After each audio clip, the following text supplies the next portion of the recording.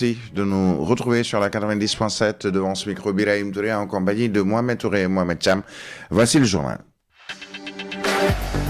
Les titres de cette édition, il a parlé hier. Aliou Sall, ancien maire de la ville de Guédiawaye, est revenu sur son face-à-face avec la justice après avoir cautionné quelques 240 millions de francs CFA et retrouvé ou recouvrer une liberté, même si provisoire. Le frère de l'ancien président Macky Sall rappelle à ceux qui tirent sur lui qu'on ne doit pas réveiller un lion qui dort. Vous l'entendrez dans ce journal. Également, son soutien qu'il a apporté à l'ancien ministre Lat Diop, qui était également directeur de la LONASE.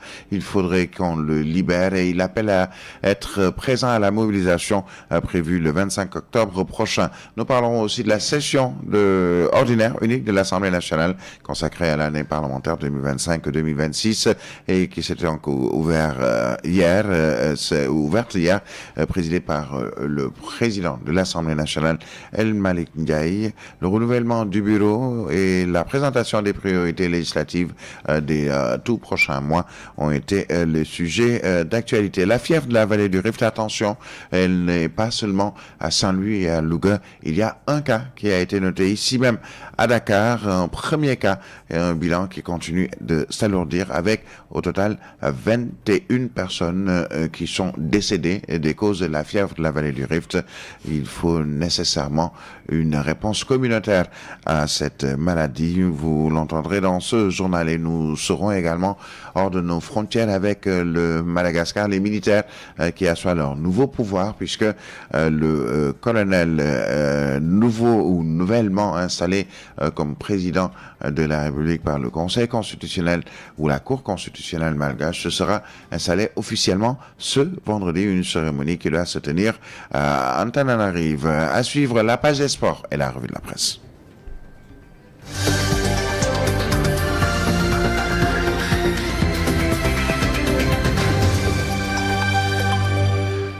L'actualité sur la 90.7 Solo Média Africa 7. Nous démarrons tout d'abord avec le propos de Aliou Sall, frère de l'ancien chef de l'État Macky Sall.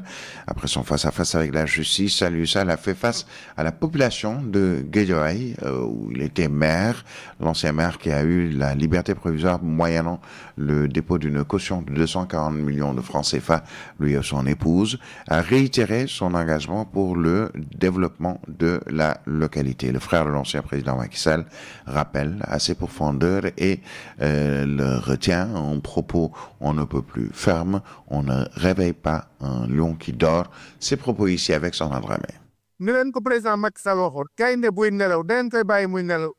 Comme l'avait dit le président Macky Sall, on ne doit en aucune façon réveiller un lion qui dort. On a beaucoup fait pour ce pays. Ce qu'on a fait pour le Sénégal, personne de ceux qui sont aujourd'hui au pouvoir ne l'a encore fait. On vous remercie, on vous réitère notre disponibilité. J'appelle tout Guédiawaye à l'unité pour faire front. On n'arrivera à rien du tout si nous ne sommes pas solidaires. On dirait que ce système est là uniquement contre les dirigeants de Guédiawaye. Et ce n'est pas acceptable. Donc, j'appelle encore à l'unité. Je poursuivrai mes actions dans le domaine de la culture, du social, mais en tant que citoyen.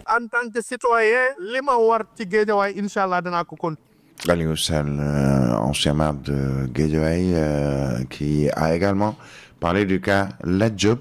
Lat Diop qui était ministre des Sports, qui a été directeur général de la LONASE, et Aliou Sall de dire que sa place n'est pas en prison. Il appelle tout Guédiawaye à se mobiliser le 25 octobre prochain pour une marche pour la libération de l'ancien ministre des Sports et ex-directeur de la LONASE, Lat Diop. Aliou Sall, je vous propose de l'écouter.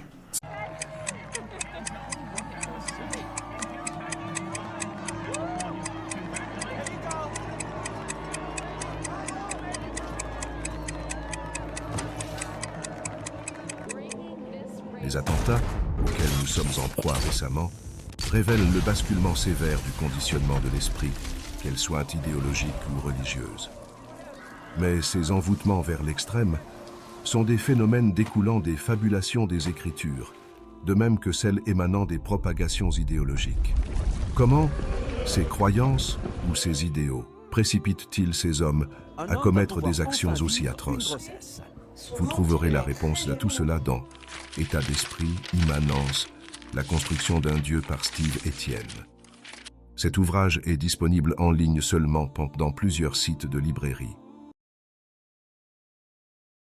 L'Assemblée nationale consacrée à l'année parlementaire 2025-2026, présidée par El Malick Ndiaye, une séance solennelle qui a été marquée par le renouvellement du bureau de l'Assemblée nationale, mais aussi la présentation des priorités pour cette législature et ce, dans les prochains mois. El Malick Ndiaye, président de l'Assemblée nationale, ses propos ici avec Sarah Béatrice Ndiaye. L'ouverture de la session ordinaire unique de l'année parlementaire 2025-2026. Chaque session représente une étape importante dans la vie de notre institution. Elle nous offre l'opportunité de dresser le bilan du chemin parcouru, évaluer nos avancées et d'ouvrir de nouvelles perspectives à la durée de notre idéal républicain père de l'Assemblée nationale, institution rigoureuse, moderne, transparente et résolument tournée vers de cette du peuple sénégalais. À notre arrivée, nous avons trouvé une institution marquée de dysfonctionnement qui affectait sa crédibilité, mais aussi sa performance. Face à cette réalité, nous avons choisi d'agir avec une méthode de rigueur et transparence. Nous avons initié des réformes institutionnelles autour de 3 priorités: disposer de textes pairs, renforcer le contrôle de l'action gouvernementale, améliorer l'efficacité du travail parlementaire. La première étape fut une révision en profondeur de nos textes fondamentaux, de règlement intérieur qui aujourd'hui impose désormais à chaque condition permanente de produire un temps de travail annuel évalué en plein lieu. Le règlement administratif et financier garantissant une exécution budgétaire conforme aux standards de bonne gouvernance. Le statut du personnel administratif pour une gestion plus rigoureuse, transparente et professionnelle. Dans le même esprit, nous avons mis en place une série de passations du marché assurant la conformité au code des marchés publics, un comité d'évaluation des politiques publiques concrétisant enfin une promesse constitutionnelle issue du référendum de 2016. Ce tournant historique marque l'entrée de notre Parlement dans l'ère de l'évaluation rigoureuse, méthodique et transparente des politiques publiques. Notre démarche de modernisation s'appuie sur une digitalisation active de nos procédures. Chaque député est désormais équipé pour un accès dématérialisé hautement parlementaire. La communication est assurée pour un accès à l'information des populations. Le système RP a été acquis pour une gestion intégrée des ressources humaines et financières. Notre Assemblée est entrée dans une nouvelle ère de transparence. Sachez que la porte-parole du gouvernement était présente à l'Assemblée nationale et elle assure qu'il y aura une collaboration étroite du gouvernement avec l'ensemble des députés. Donc l'exécutif sera aux côtés du législatif. Marie-Rose Khalifa Faye annonce dans la foulée la mise en place prochaine d'une permanence. Ces explications ici, toujours avec Sarah Béatrice John. Nous venons d'assister à l'ouverture de la session ordinaire unique de l'Assemblée nationale. Le bureau de l'Assemblée nationale a été élu. Nous les félicitons, les nouveaux membres. Tout s'est bien passé dans de très bonnes conditions. Ces félicitations s'adressent aux membres du nouveau bureau élu, mais également au président de l'Assemblée nationale pour la bonne tenue de cette session d'ouverture. Je tiens à réaffirmer toute ma disponibilité à accompagner les députés dans ce travail que nous ferons ensemble dans un cadre républicain et constructif pour que les Sénégalais puissent y trouver donc leur point. En tant que ministre en charge des relations avec les institutions, je me tiens à la disposition de l'ensemble des députés. Je vais ériger au sein de l'Assemblée nationale une permanence sur laquelle nous pourrons échanger avec l'ensemble des députés, qu'ils soient de l'opposition, qu'ils soient de la majorité, pour qu'on puisse ensemble mieux huiler, tenir de bonnes relations entre les différentes institutions, ce qui est crucial dans une république. Et donc aujourd'hui, c'est une première session et donc la permanence permettra en effet qu'on puisse poursuivre les échanges et vraiment avoir des relations harmonieuses qui nous permettront de réussir nos objectifs mutuels. Marie-Rose Khalifa Faye, secrétaire d'État auprès du Premier ministre en charge des relations avec les institutions, mais aussi porte-parole du gouvernement. Dans le reste de l'actualité, nous nous rendons à Mbao où les populations de Kër Mbaye Fall dénoncent une tentative d'accaparement de leurs terres. Ces espaces qui servent depuis des années aux lieux de culte, de loisirs et de rassemblement sont aujourd'hui menacés par des travaux que les populations plutôt jugent illégaux. Malgré les mises en garde de la mairie, le chantier s'est pourtant poursuivi, attisant la colère des habitants des populations qui interpellent les autorités compétentes, nous dit Bainongo Fall. À Keur Mbaye Fall, la tension monte autour du foncier. Les habitants, notamment ceux des zones de Kambeya et Toldiaz, dénoncent ce qu'ils qualifient d'accaparement illégal de leurs terres. Selon Moustapha Ndiaye, conseiller municipal, ces espaces appartiennent légitimement aux populations de Mbao et jouent un rôle essentiel dans la vie sociale du quartier. Lieu d'organisation d'événements religieux, de loisirs et de rassemblements pour la jeunesse. Face à cette situation, les habitants lancent un appel pressant au ministre de l'Urbanisme pour une intervention urgente et équitable. Je suis ici pour dénoncer la situation difficile que vivent nos populations, en particulier celle de la zone de Kam, Ridis et de Toldias, ici à Keur Mbaye Fall. Je demande solennellement aux autorités compétentes de protéger ces espaces qui appartiennent légitimement aux habitants de Mbao. Ces terrains ont une valeur sociale et communautaire inestimable. C'est pourquoi nous appelons monsieur le ministre Moussa Balla Fofana. Il réclame la protection de ces terrains menacés malgré les injonctions de la mairie à arrêter les travaux. Le conseiller municipal dénonce également de possibles complicités au sein de l'administration et interpelle directement le président de la République, Bassirou Diomaye Diakhar Faye, ainsi que son premier ministre. Malgré que la mairie avait sommé ce monsieur Soula d'arrêter les travaux, mais le gars, il avait toujours continué ses travaux jusqu'à ce que le ministre de l'Urbanisme arrête les travaux pour ouvrir une enquête. Nous pensons qu'il a des complices, il faut qu'on le dise, dans l'administration, la DESCOS, la direction de l'urbanisme. C'est pour cela que nous interpellons son excellence le président de la République, M. Bassirou Diomaye Diakhar Faye, son premier ministre, vraiment sur ce dossier, parce que la population de Keur Mbaye Fall est fatiguée avec ces gens-là. Déterminée, la population de Keur Mbaye Fall promet de défendre ses droits jusqu'au bout. Voilà, donc pour ce qui concerne ce litige foncier à Mbao, à Keur Mbaye Fall.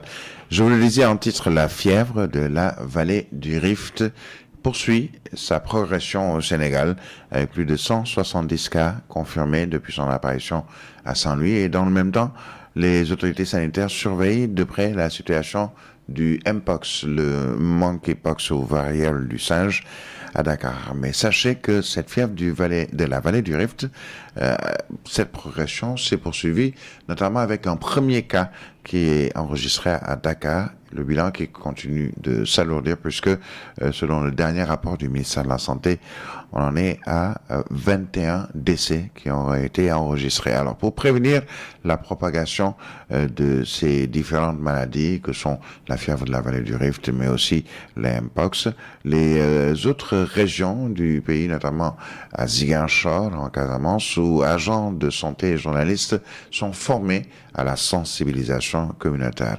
À Ziguinchor, nous retrouvons Moussa Ndao. La fièvre de la vallée du Rift sévit au Sénégal depuis le 21 septembre, avec une propagation depuis Saint-Louis vers les régions de Matam, Louga et Fatick. Selon le ministère de la Santé et de l'Action sociale, le pays a enregistré 171 cas confirmés, dont 20 décès et 128 guérisons. La région de Saint-Louis reste la plus touchée avec 159 cas recensés. Face à cette situation, les autorités sanitaires ont renforcé la surveillance épidémiologique dans les autres régions, notamment à Ziguinchor. Objectif, anticiper toute propagation de la maladie. Raphaël Bahoum est le chef du bureau régional de l'éducation et de l'information sanitaire et sociale. Quand il y a une épidémie qui se déclenche dans une localité, donc nous, les autres régions qui ne sont pas concernées, ça comprend des dispositions pour se préparer à faire face à cette maladie-là. Parce qu'on ne sait jamais. Les frontières étant ce qu'elles sont, donc aujourd'hui on quitte Ziguinchor, demain on est à Saint-Louis, après Saint-Louis on vient avec les ouvertures. Nécessairement, il y aura forcément des déplacements des populations. Et nous, on est en train vraiment donc de faire une surveillance accrue. Dans cette dynamique, une session de formation a été organisée à l'intention des agents de santé et des journalistes pour renforcer la sensibilisation communautaire. La formation qu'on a fait avec vous aujourd'hui, je pense qu'on a traité ces aspects-là, c'est pour préparer à la population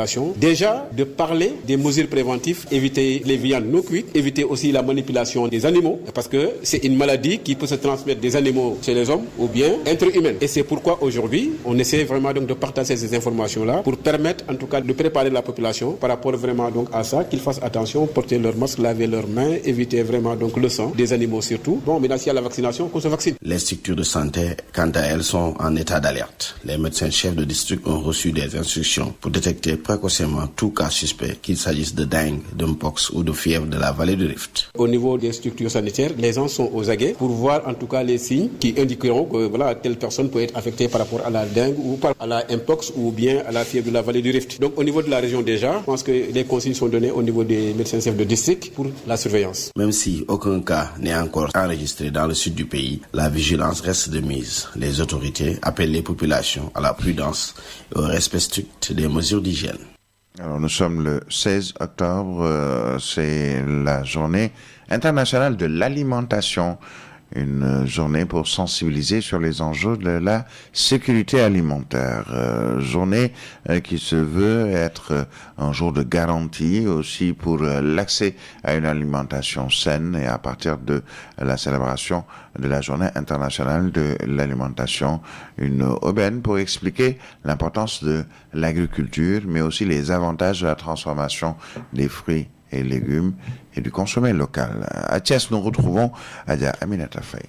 Diversité, prix abordable, nutrition, sécurité, des mots qui reviennent à chaque célébration de la Journée internationale de l'alimentation. Pourtant, selon des études, environ 8,9 milliards de personnes dans le monde ne peuvent se permettre un régime alimentaire sain. Et pour lutter contre la mauvaise alimentation, il faut revoir notre système agricole, nous dit Siré Balé Diallo, SOS Consommateur Thiès. La nourriture est le troisième besoin humain, le plus fondamental après l'air et l'eau. C'est un droit reconnu par la Déclaration universelle des droits de l'homme. Pour renforcer la sensibilisation et promouvoir l'action en faveur des personnes, il faudrait que, au niveau de notre pays, les petits agriculteurs s'y mettent essentiellement pour produire des aliments diversifiés en quantité suffisante et procéder à des cultures alimentaires locales et traditionnelles. Pour une alimentation saine, des acteurs invitent les populations à pratiquer l'agriculture biologique. Un mode de production qui permet de fournir des produits alimentaires sains sans recours à des produits chimiques de synthèse. Il faut dire que ce mode de production, ça permet de conserver les ressources naturelles, la biodiversité, l'environnement et en plus la santé humaine. On est censé savoir que les produits chimiques, c'est-à-dire les produits qui découlent de l'agriculture conventionnelle, il y a différentes études qui ont mis en exergue que ces produits peuvent être nocifs pour la santé humaine. Marika, transformatrice agroalimentaire, est largement revenue sur l'importance d'une alimentation saine et la large gamme qu'on peut obtenir à partir de la transformation des fruits et légumes. Le bissap, la mangue, l'orange, le tamarin, etc. La transformation est importante car elle contribue à diversifier les régimes alimentaires puisqu'elle élargit la gamme des denrées accessibles aux consommateurs. Elle met ainsi à leur disposition un choix de vitamines et de minéraux plus vaste. La prolongation de la durée de conservation qui est importante. Le thème de la Journée internationale de l'alimentation 2025 est « Main dans la main pour des aliments et un avenir meilleur ». Ce thème met l'accent sur la collaboration mondiale pour transformer le système agroalimentaire afin d'assurer une alimentation saine pour tous. Actualité internationale. La page internationale avec le Madagascar, toujours à la une de l'actualité. Les militaires assoient leur nouveau pouvoir 2 jours après leur déclaration devant le palais présidentiel d'Amboitso Rorir. Il est difficile de prononcer certains noms malgaches. Le colonel Andriani prêtera serment demain, vendredi, comme président de la refondation de la République de Madagascar, selon un communiqué signé de sa main et diffusé ce mercredi 15 octobre dans la soirée sur la page Facebook de la télévision nationale Malagasy. La cérémonie doit se tenir à Antananarive, au palais d'État d'Amboïdari, où siège de la Haute Cour constitutionnelle.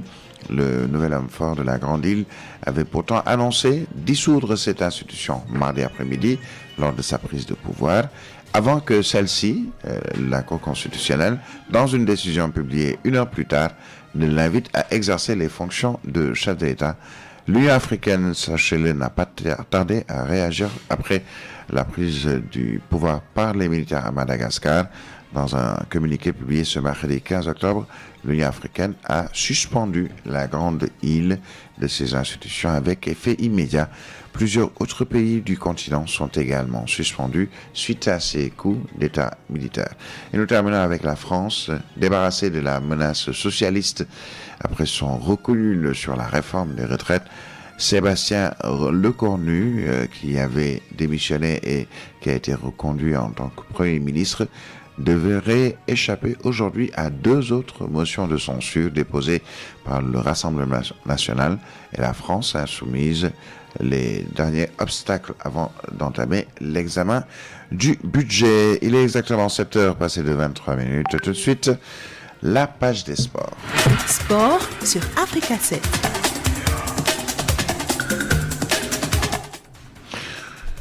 Alamine Senghor, on te retrouve et cette fois-ci c'est pour parler sport avec le Sénégal qui célèbre encore sa qualification à la Coupe du Monde 2026.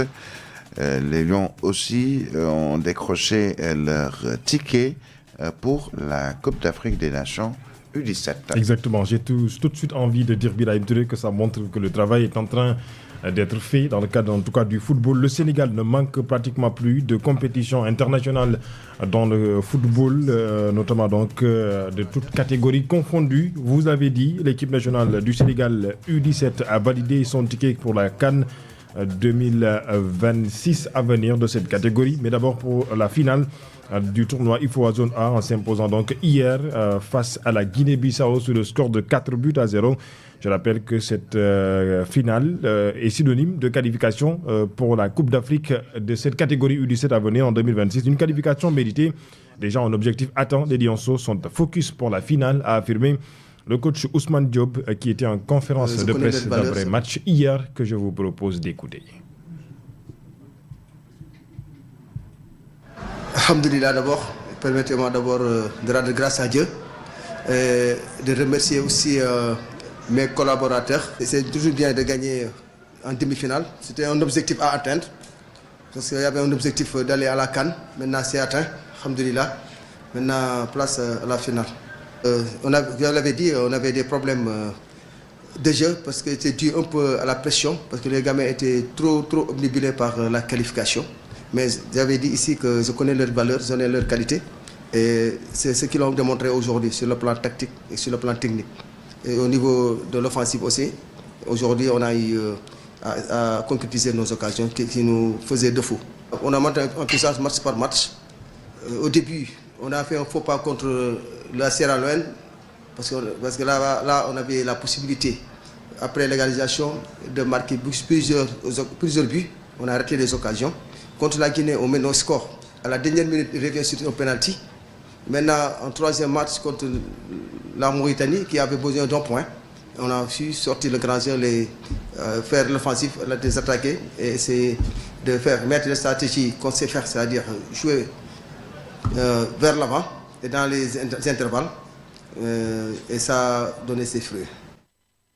Et voilà, une belle victoire Birahim Touré contre justement donc la Guinée-Bissau hier 4-0. Je rappelle que la finale va opposer le Mali contre le Sénégal, puisque le Mali, victorieux contre la Guinée équatoriale, a rejoint le Sénégal en finale de ce tournoi IFOA Zone A U17. Cette finale se jouera le samedi 18 octobre à partir de 19h GMT au Mali, qui est le pays organisateur déjà tenant du titre. Le Sénégal visera désormais à conserver son titre et à terminer en beauté cette compétition Birahim. Alors, le football et surtout les Lions du football, le sport de manière générale, s'est invité hier en Conseil des ministres puisque le chef de l'État, Bassirou Diomaye Faye, a engagé le gouvernement à assurer une bonne préparation pour les Lions du football à la prochaine Coupe du Monde, mais en démarrant déjà avec la Coupe d'Afrique des Nations qui se joue en décembre prochain au Maroc. Exactement. En ouverture du Conseil des ministres, le président de la République, son Excellence Bassirou Diomaye Diakhar Faye, a adressé au nom de la nation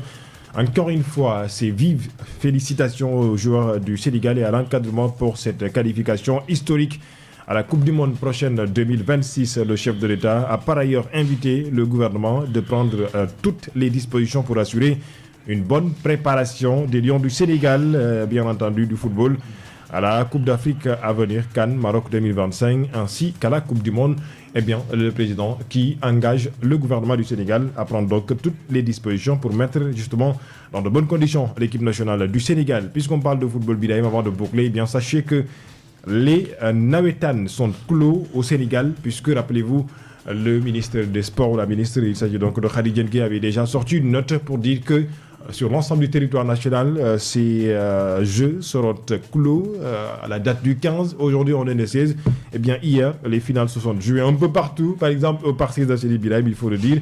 Eh bien, l'ASC Tolbi a remporté la finale de la Ligue départementale sur le score d'1-0 face à l'équipe de l'ASC Pastef. Pour dire, c'est clos, c'est fini les Nawetan, en attendant donc l'année prochaine. En tout cas, une décision qui a été prise et pour l'instant respectée sur l'ensemble du territoire national. Voilà, donc il en était temps quand même, parce que ce sont des activités de vacances. Les vacances sont déjà terminées depuis, avec la réouverture des classes et surtout beaucoup de violence, malheureusement, toujours dans ces Nawetan. Ce ne sont pas toutes les équipes ou toutes les ASC qui sont concernées, mais quand même une violence qu'il faut stopper. Et c'est une bonne chose que de savoir s'arrêter et de permettre aux populations de pouvoir poursuivre